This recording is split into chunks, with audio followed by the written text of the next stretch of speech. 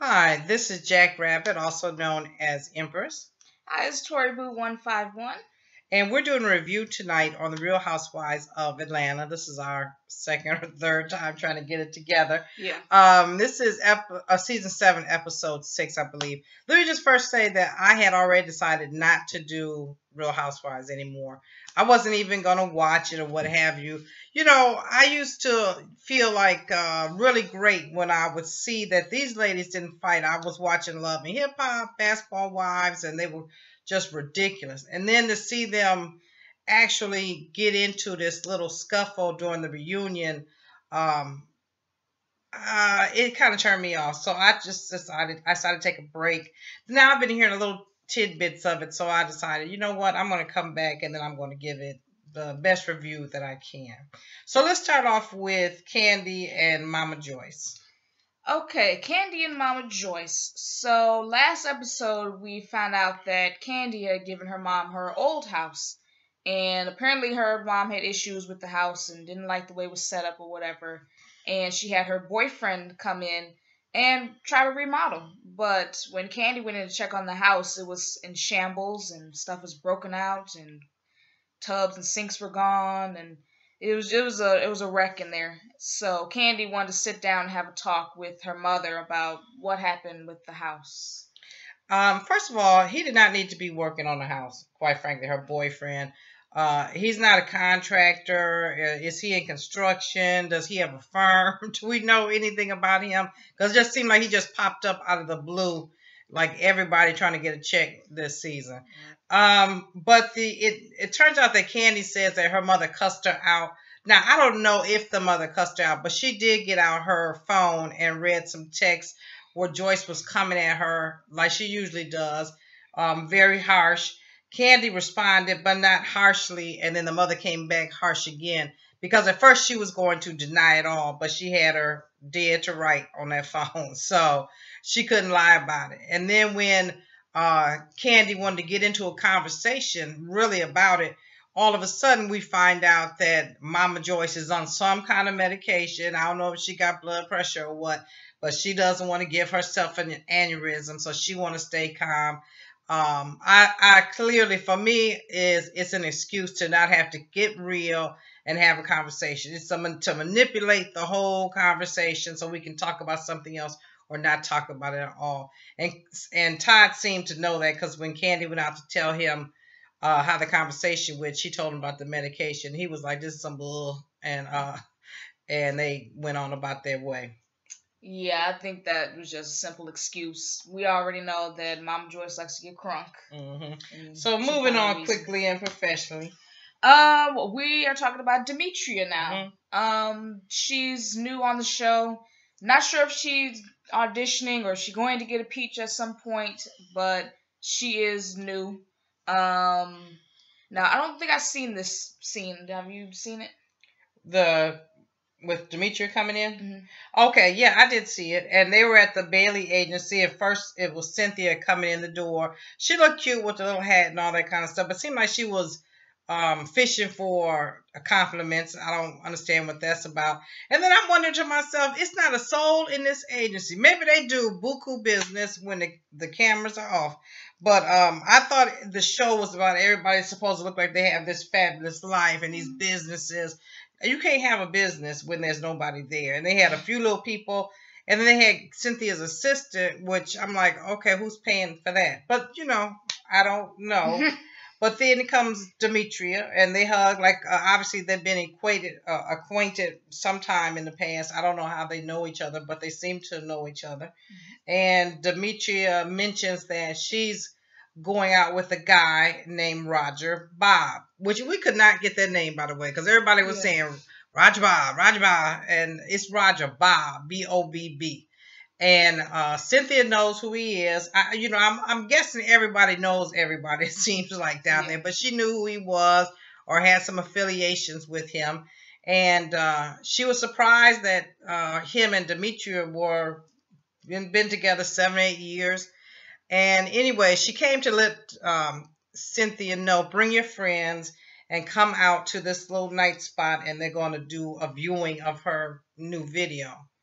Um, Who was it? Was it Cynthia that threw shade talking about I didn't even know they made videos still? But anyways, they still make videos. Was that Phaedra? Mm-hmm.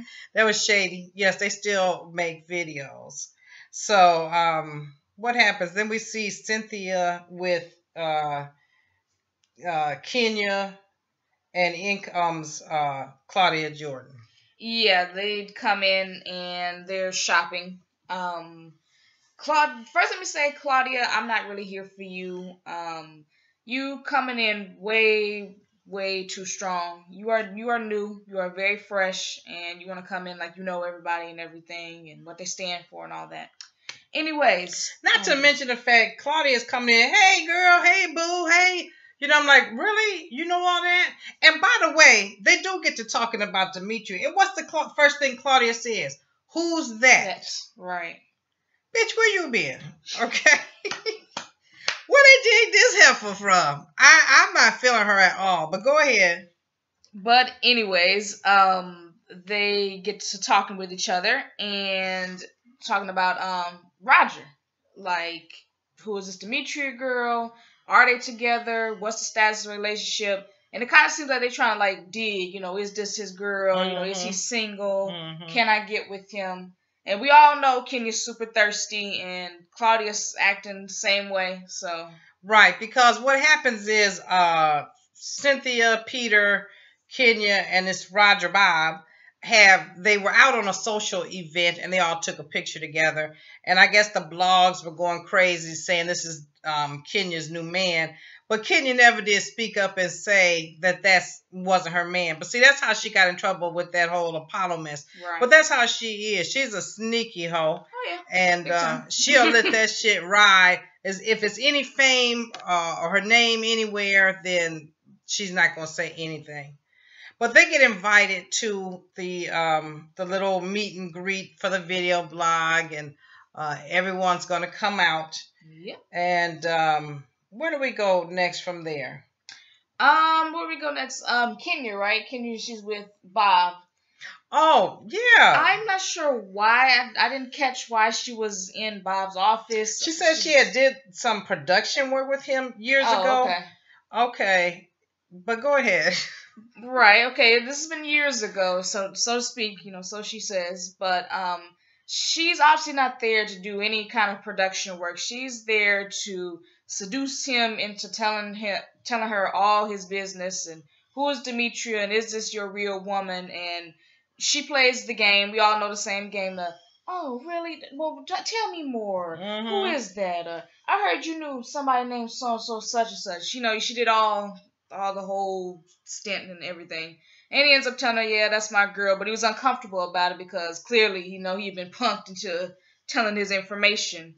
And he might have been out there trying to do his little thing. You know, I guess he bought it like that. I don't know Roger Bob. No. But I don't think he wanted that out there like that. I honestly don't feel like he knew her well enough to get into that type of conversation. I'm not saying she never worked with him or anything. I don't know nothing about her. But it's been years ago. And he might have been Kenya who when, you know, they had her at the door. So we didn't see any of that. You know, he was cordial, but he by no means acted like they were cool and they go way back and we're tighty-ighty, and especially not enough to get into a personal conversation. So that was clearly fake and set up, by the way. Yeah, very much so. Okay, so now we're getting on to the actual party. No, we've got the Nene part. Oh, Nene, excuse me. Nene, she was doing her clothing line on HSN, and she was up late, and she was giving us life. I love the outfits. But hold on. Everything. Did y'all see that wig? That wig was not giving me life. It was not that one. And I don't mean her usual bad wig. I mean that little page boy cut thing and almost looked pink. And baby, that pink lipstick that made her lips look huge. It was not working. You know, I'm a Nene fan, regardless to what anybody say, because I love a woman that's doing their thing and that's on their grind. And that's really all that she's about. She stacks those dollars, and I'm with that. However, if she is rich, bitch, and making all this money, she need a new style team. Lawrence and Derek J and all them, they can't do it no more. I don't know if she with them or not, but I'm just saying, if that's what she going to, she needs somebody new, because somebody need to tell her that diary wig was not popping. No, it wasn't. But anyway, she's doing our clothing line on HSN. She was giving me life with the different outfits, the shoes, the tops, the pants. It was everything.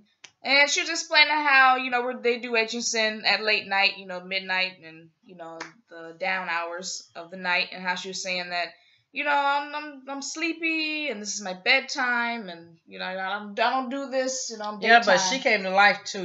When it was time, when that camera came on, she did too. Yeah. But I loved her. I love her line. I love the flowiness, the ease of it, the peekaboo shoulders, the little pleather pants and everything. I really, really loved it. You get the look or the illusion of, because that's all fashion is, and Hollywood and all of that. It's the illusion of something. You looking like $1 million, but you didn't pay $1 million, and that works for me. I like that a lot. So, and she ended up selling out that peekaboo shirt, the one that the host was wearing, and I've seen it on Nene before. I really loved it. So she was doing her thing. And thank God she wasn't involved in the pettiness. Yeah. So moving on, we end up at the video viewing. Yeah. And now everybody turned out, including Portia, who looks super cute. Yeah. I thought Demetria dress, that was cute. She had the little side breast. I didn't see that until she got up. Yeah. Who else looked good? I thought Phaedra looked good. Candy looked good, of course. Oh, Phaedra was rocking that ponytail. Yeah, I got my little ponytail today. But her ponytail was everything. If you do a slick back and a ponytail, baby, and throw in some earrings, and you can even put a hat on top of that, you got it going on. So she really was rocking that. Everybody else looked okay. Yeah. What's the name? Oh, Bradford. Yeah. Whatever. I forgot his name. Kenya gay flunky, he came to the little get together and stuff. Peter was sitting up there trying to get the lady juice, but then he finally said he's gonna go to the bar, which I thought he needed to go to the bar or go somewhere instead of sitting up under them talking. So then Demetria came over and she was like, oh, you're Kenya. I get to finally meet you from the picture. And Kenya was trying to say something, then Demetria just jumped right on top of it. And yeah, you got to take a picture, and they're saying all this and that, and I'm his woman, and I'm going with him. So any plan, scheming, behind the back, backstabbing that Kenya had, Demetria shut it down with a quickness. Yeah. And then she smiled at her, and then she went on about her business. Like, that's going to be good to see them go at it, because you can automatically see Demetria don't play. No. She knows how to throw the shade. She knows how to be a real woman and come right up to you with what she has to say and shut it down quickly. So I love that. Yeah. They did the Apollo was hugging up on Phaedra. Yeah, the Apollo came in, a surprise attack. He comes in. He wasn't invited or anything, but he wants to roll on Phaedra and, play the game with her. I'm out in public and I want to make a scene. You haven't been talking to me, and, ooh, I love you. And, he's hugging up on her, and you can clearly see she's uncomfortable. She wants to stop touching me. We're in public. I don't do this in public. What are you doing? That's what I didn't like about that. He came in there. He had first approached her with threats. Yeah. Like he got her to get up off where she was sitting, come sit by him. And now he's threatening her. Oh, I can be this way. I'm trying to come at you nice, but I can switch with quickly and all of that. First of all, don't come at me like that. Right. I know Phaedra does not like to put on a show. And I understand that. I understand that. But sometimes you got to cuss a nigga out. And that's plain and that's real. And he can back and go ahead and put that scene on so they can throw you out the club, and I'm going to continue to enjoy myself. Right. It could have went like that. That would have been me on the real, because she'll come up on me with no random mess. And so he tried to hug up on her and stuff, but she didn't respond. And I get that. I know people say, well, she must have known and this and that. I don't know what she knew. I don't know what she didn't know. But he handled everything wrong and out loud and arrogant, and what go around come around. That's all I got to say about that. I don't have no love for no Apollo. Bye, Felicia. I totally agree. I just thought it was really inappropriate, and it's the wrong time and place for this. Even Phaedra herself said, "Why don't you come and speak to me at the house? Why can't we just have that conversation there?" Mm-hmm. And Claudia Jordan said something shady. What I put down here on my little notes? Here. So she never seen somebody. Okay. So then when Claudia at the club, let me back up just a touch. When Claudia finally meets Metria at the club, she's coming at her all that old huggy. Hey, I've seen you around town everywhere. Oh, okay. Yeah, I'm like, what? Because I swear at the shopping trip, you said who? Right, you didn't know her. So, you lying. Right. I don't know why these people got to say all this or do the most just to fit in. Are we too old for that we've got to play this game, this social fake game? Stop, girl. She has no storyline. If you notice, though, she had no storyline. She did not give us no life. There's nothing about her that we were hanging on to or we needed to see again. She can go somewhere. Really? She can take several seats on the other show because it ain't working right here for her. Good to see Portia, though. I like that. What happened at the end? They ended the club? Yeah, I just ended at the club and then went on to next week's episode. Really, it was kind of boring. Yeah. They tried to spice it up with Roger Bob. Is his name Roger Bob? Roger Bob. They tried to spice it up with that, but really, there wasn't a lot going on. Just a lot of a bunch of nothing. Nothing to get excited about, nothing to get worked up about, nothing to write home to your mother about. It was really rather dull. Yeah. But I'm going to check it out and see what happens. Congrats to Nene Leakes for her own label, her name on it. I don't care what you say or how Nene was or what. She's stacking up them dollars, and that's what counts. Yeah. And if you haven't gotten that in your head that this show is fake, it's not real. They have scenes. They do retakes. They build up stars. They put the light on the ones that they want to shine. Yep. And you took this person to heart and trying to bless them or cuss them out or read them. Something's wrong with you. Yeah. Anyways, I guess we'll see you next week. And I'll do some video in the next day or two. Okay. Okay. See ya. See ya.